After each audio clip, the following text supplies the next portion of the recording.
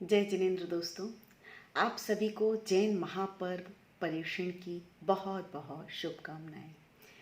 आज से हम जैनों का दशलक्षण पर्युषण पर्व शुरू हो रहा है। और वैसे तो हम हर दिन ही धर्म की आराधना करते हैं और स्वाध्याय करते हैं, पर जो आज के जो 10 दिन होते हैं वो स्पेशली धार्मिक परिप्रेक्ष्य में हम अलग तरीके से मनाते हैं। इन 10 दिन हम 10 धर्मों की तपस्या करते हैं। आज हमारा पहला धर्म उत्तम क्षमा का दिन है। उत्तम क्षमा, जैसे कि आपको पता ही होगा कि हर इंसान गलतियां करता है जाने अनजाने में।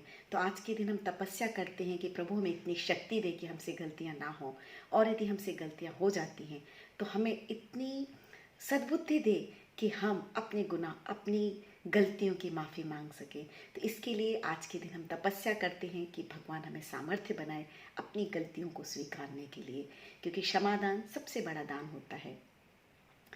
और छोटी सी बात बताऊंगी कि एक बार क्या होता है, गौतम स्वामी जी अपने बिहार पे निकले होते हैं, तो एक नगर में जाके वो 3 दिन के लिए वहीं अपना प्रवचन करते हैं और आहार लेते हैं।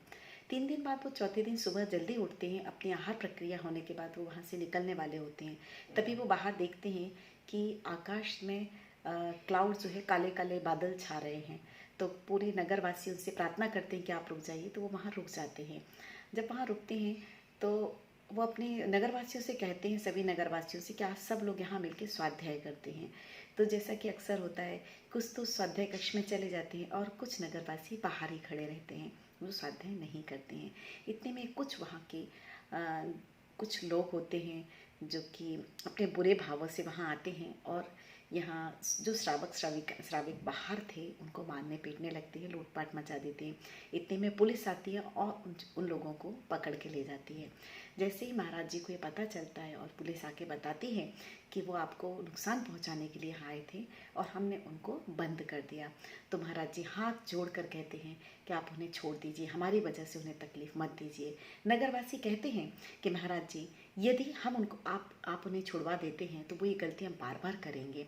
तो महाराज जी बोलते हैं कि भाई, जब तक वो यदि उनको मेरे कारण कि उन्होंने मुझे कष्ट दिया और उस गुनाह के लिए उन्हें सज़ा मिली है, तो मैं उनको क्षमादान देता हूँ। और उनकी रिक्वेस्ट पर महाराज जी बोलते हैं कि जब तक वो बाहर नहीं आते तब तक हम अन्न जल का त्याग कर देंगे।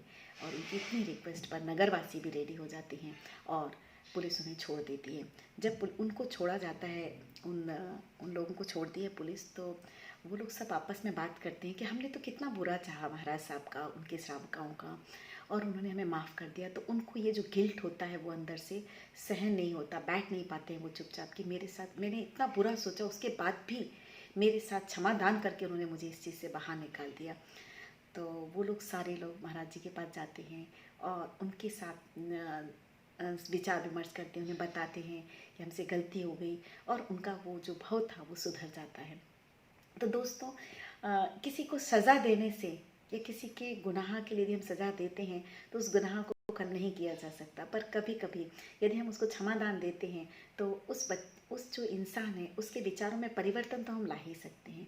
और ऐसा सोचते हुए आज हम जैन लोग उत्तम क्षमा का पर्व मनाते हैं और भगवान से प्रार्थना करते हैं कि हमें शक्ति दो इन सब चीज़ों पे खरा उतरने की। तो आप सभी को उत्तम क्षमा धर्म की बहुत बहुत शुभकामनाएं। जय जिनेंद्र।